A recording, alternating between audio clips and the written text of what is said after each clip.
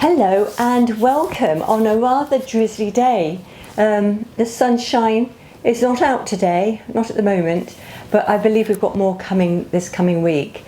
So what I really wanted to talk about is how we burn fat with foods, which are some of my favourite foods that I have regularly that can help burn fat. So I thought I'd talk about two different types of fat before we get stuck in.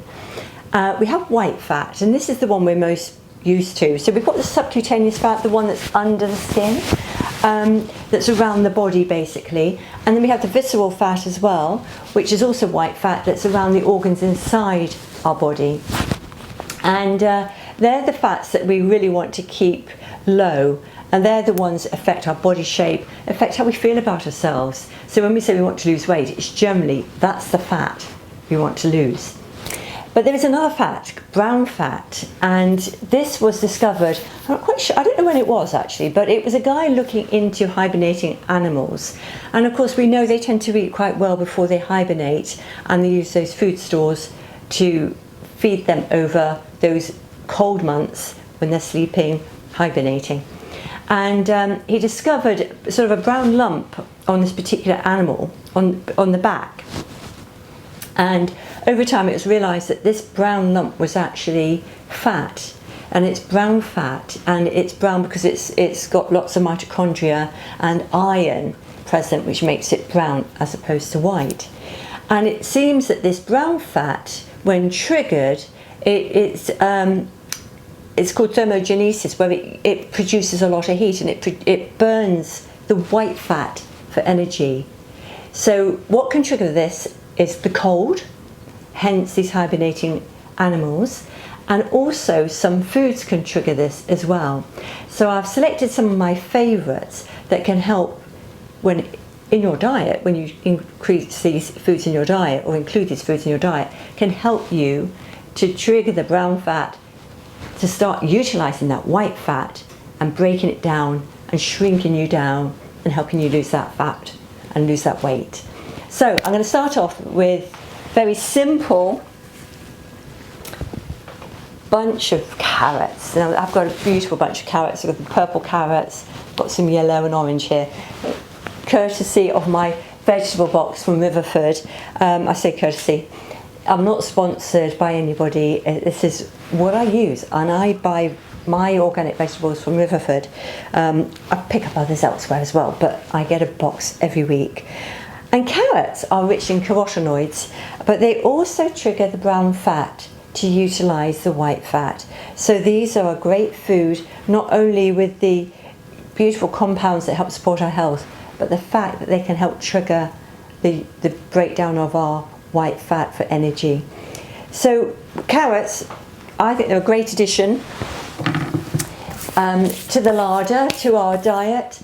You can eat them raw, and at the moment I tend to be sort of grating carrots with other vegetables like kohlrabi, courgette, beetroots, making up a coleslaw type dish that I keep in the fridge. So I make quite a big batch, and then I have that for lunch over several days, and I dress it with different things, with herbs and spices and olive oil, maybe balsamic vinegar, maybe apple cider vinegar. It's whatever I have. Might add nuts and seeds as well, so it's versatile. And with carrots, I love doing a roast dish with carrots where I sprinkle it in garam masala and serve it up with lentils cooked in coconut milk. But the carrots can go in soups. They can be easily just steamed as a side vegetable. They can be caramelised or cooked in I do a little paper envelope inside a foil envelope. I don't like to have foil next to my food, and I will cook carrots in there, maybe with a little squeeze of orange juice or lemon juice even, and a bit of thyme going in, and just cooking that in the oven for 20 to 30 minutes. But yes, they're versatile and cheap, basically. And organic carrots, which I would recommend because it's a highly sprayed crop. My brother-in-law comes from a farming family, And I was speaking to his cousin a while back who will not eat non-organic carrots because he said he knows what they're spraying them with, and he said he wouldn't touch a non-organic carrot. So organic carrots are easily available in supermarkets, and I don't know of a supermarket where I haven't found them. So organic is readily available, and as I say, not desperately expensive, and they last quite well. So carrots is my first one. My second is beans, and I've got dried beans here. These are cannellini beans. Very rich in fibre. I mean, carrots are rich in fibre as well, actually. And this can help support our gut bacteria, and they help produce the environment in which we absorb our nutrients, help us poop and get rid of waste. But they can also help our metabolism in this whole process. But the beans basically, and I think it's all beans, can trigger the brown fat to start utilising or triggering the use of the white fat. So another good idea to include in your diet. And what I also like about beans is I'm a fan of the blue zones, these 5 areas that were studied around the world where people live to a ripe old age. That for me, they're my data point. If I'm ever confused about science, I think, how does this relate to the blue zones? And basically, their common denominator is that each of these societies eat a cup of beans a day, different beans, and I rather like that as a recommendation. It works for them. But tin beans as well, I mean, really convenient. These, when I do soak beans, I soak quite a few, so it will last me several days, and once they're cooked I can keep them in the fridge. Some people prep them and freeze them. I haven't done that yet, but beans are a great addition. Molly, you want to come and say hello? No. Girls are here, as always. My next choice, something I keep in my store cupboard, are chilies. So I've got the chili flakes, and I have dried chilies. I find these convenient. Fresh chilies I do buy as well, but I shouldn't touch my eyes, should I? I tend to keep these in my store cupboard. And again, these, you know, when you eat them, you feel that heat already, don't you? Feel that an instant almost response to the heat of the chilies. Well, these also can trigger the brown fat. And these have a compound called capsaicin, or capsaicin. I don't know how you actually pronounce it. Everybody says it slightly differently.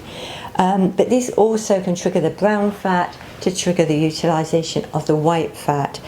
And chilies are a great addition to any dish. So if I do a bean salad, for instance, with beans, then I can add some chilies in there, as well as chopped vegetables and herbs. Chilies, I like them actually on avocado and poached egg, on toast for most people, or on whatever it might be. That adds another little element to that rather lovely dish. So chilies, again, incredibly easy to add to food, full of flavour, and helpful for fat loss. My next one, in this rather grotty looking jar, it's because there's oils in coffee. This is coffee. I have organic coffee, and I enjoy a cup of organic coffee every morning. I think it's chlorogenic acid in coffee. I can't swear to that. I can't remember entirely, but I think it's chlorogenic acid. Now, coffee again can stimulate the brown fat, and I find if I have more than 2 cups, I do feel the effects on the second cup of coffee. I feel the almost palpitations from that stimulus. So I'm not a great coffee drinker. I don't take it terribly well, but I love a cup of coffee and I really enjoy it and I really look forward to it. But some people can have up to 4 cups of coffee, and that can be beneficial to help you burn that white fat and help trigger that burning of the white fat. And then my final food for today, you'll be very pleased to know, is dark chocolate. Now, I know a lot of people prefer white chocolate, not white chocolate, milk chocolate, but actually leave that. Discover the beauty and complexity of dark chocolate. And if it's 80% plus cocoa solids, then that's when you'll get that trigger to help burn the fat. So it triggers the brown fat again. So it is chocolate's from a pod, a coffee pod, a cocoa pod. And it's fermented and ground, and then you produce, I like cacao as opposed to cocoa, which is the uncooked version, and it again full of polyphenols, and together a cup of coffee with a square of chocolate is a delightful way to help burn that visceral fat. So that's a great one. Now, another one which I haven't got any at the moment, and I'm not particularly keen on tomatoes, but I do like tomato sauce. I like cooked tomatoes. And the lovely thing about this is tomatoes are rich in a compound called lycopene. And lycopene's more available when we cook tomatoes. So fortunately, my preference is perhaps the best one to get more lycopene. And with tomatoes, you know, tomato sauces, it's so versatile. You can add it to all sorts of Mediterranean type dishes. You can add herbs, you could add the chili, you could add carrots, you could add the beans. You can make a really good meal out of all these foods. And as I say, the tomatoes also trigger the brown fat. So all these foods together, you can make a beautiful dish. It's very sort of Mediterranean led in this instance. And there are plenty of other foods that can also do this. But they're some of my favourites, some of the ones I keep in my cupboard on a regular basis, I would say every week. So those are my favourites. Please include those in your diet if you're looking to help trigger this weight loss. And I think actually, going back to beans, I'm sure there was a study done where they took a group of people and they had a cup of beans 5 times in a week. I don't know over what period, but they saw their waistline slim down because the visceral fat was being utilised from the triggering of the brown fat. So that's really nice if you want to get your waistline back. These are great foods to help you do just that. So that's it for this week. If you want to know about anything in particular, I know weight loss seems to be one of the popular topics right now. And if you want to learn how to do it with food as opposed to medications, they both have their benefits. I have to say that I'm not saying no to medications on this one. There's a time and a place, I think, but I don't think it's right for everybody. And I think what's very important is learning how to eat, what's good for you, as opposed to using a product to help you, because you're still not retraining what you do in the kitchen, let's say. But if there's anything you want to know about the menopause, please let me know. Put it in the comments below. If you like these videos, please like and subscribe, and share it with anybody you think you may benefit. And I look forward to seeing you again very soon. Thank you for joining me today. Goodbye. I'm back again. 2 things I want to add. First of all, when it comes to including these foods, too much of a good thing can be too much of a good thing. So please apply some discernment here and just don't overeat. Just include these in your general diet. and I'm sure there'll be other foods you're eating that are particularly helpful as well.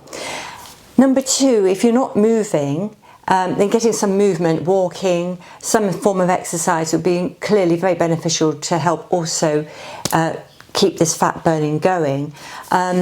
Just, you know, it doesn't have to be perfect. Just take a step forward. No pun intended, maybe. If you're over-exercising, say you're doing back-to-back aerobic classes, drop one and go for a walk instead, or do some weights, something like that. And then also sleep. We know that if our sleep's impeded, so that is our weight loss. So getting good quality sleep and a cool room is ideal. 18 degrees is ideal for sleep. And for some people, you might be able to have a quick cold burst of a shower, which would also help trigger this sort of brown fat. But that won't be suitable for everybody. So be thoughtful about whether that would be correct for you.